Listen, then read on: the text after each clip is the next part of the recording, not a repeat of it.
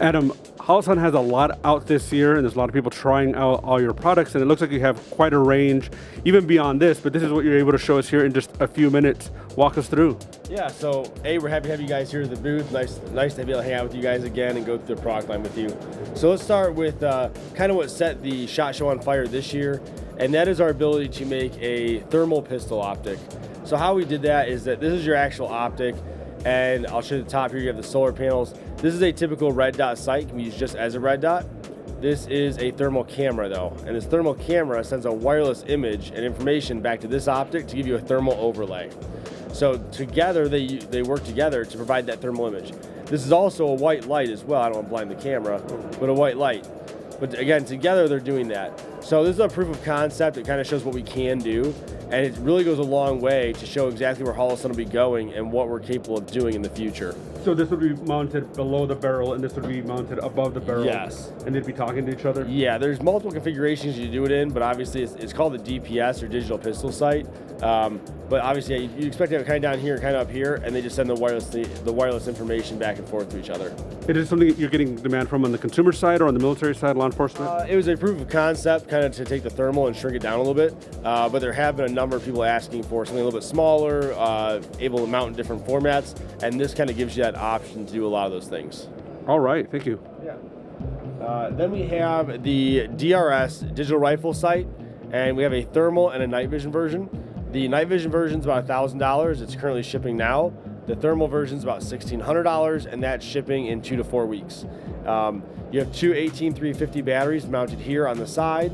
Really cool part of this is this has a ratcheting system to open the battery tray and close it, so you don't have to have any kind of tools necessary to do that. And you don't have to dismount the actual...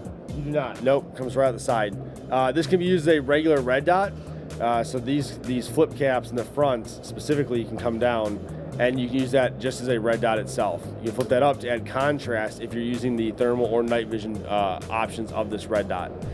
There are options in the back here. Some of those options include the ability to record video, take pictures, digital zoom, and increase and decrease the brightness of the screen.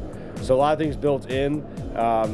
These again are shipping pretty much now or the next 2 or 4 weeks. $1,000 for night vision, $1,600 for thermal, and these have been a very hot item since SHOT Show of 2023 when we announced them, and we're happy to bring them to the public now.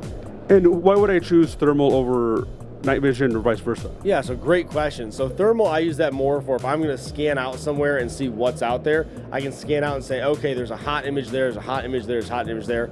Now, what is it? How do I identify it? You know, is it Daniel or is it Adam?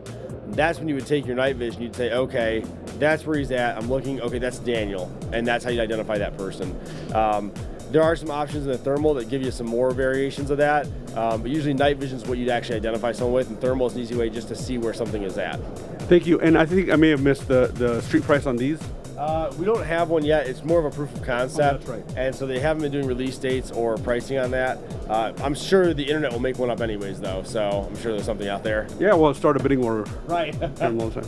The other really cool thing that I'm really excited about is our new Iris, and that's our laser aiming module. And this is an IR laser, IR illuminator, and also a visible laser module.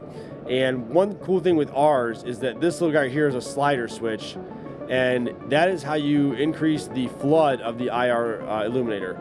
In the past, you had to kind of take your hand off, come back here, fiddle with something, and then go back to what you're doing.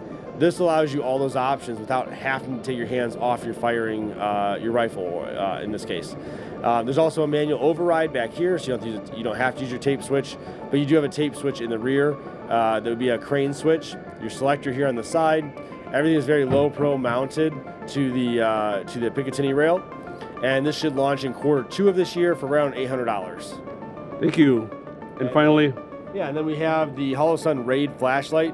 I'm really excited about this one, and the Raid is 80,000 candela, 1,000 lumens. It has a 650 battery inside that can be charged by taking it out and charging it, or by using the magnetic charging here on the side.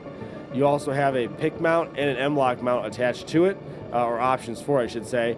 And you can take this off and use scout mounts as well, or take it off and just use it as a handheld light.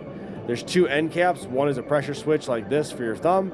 There's also a crane switch one as well, so you can use that mounted on your rifle. What is a crane switch? So crane switch is just the kind of industry standard plug that goes in the back of them that leads to an external pressure pad. And so you can use that with these as well. Should be launched in Q2 of this year, around $180. All right, and I think what I hear from law enforcement is sometimes they can't get enough light, so that'll is probably more than right. Yeah, it is. We actually had someone hit off the table earlier today during the interview, and it blinded the camera and offset all the white balances. So it's a bright light. All right. Well, thanks for not doing that to us right now. One last question is: someone like me who has an astigmatism, I have the hardest time looking through sites from any company. This seems promising for someone like me that's a camera with a screen on it. Yeah. Is that kind of, we're moving more towards that, maybe a little for those of us who are out of the party? Yeah, so in this case, there is the ability to have just a red dot showing through here, but there is an aiming device located on the screen. So yes, you would not have astigmatism with that likely, and you can use that itself. Some of the other options with the technology we're using and with some of the red or green has reduced astigmatism for some people as well. But it depends on obviously the individual user for that as well. All right, Adam with HOLOSUN, thank you so much. Thank you.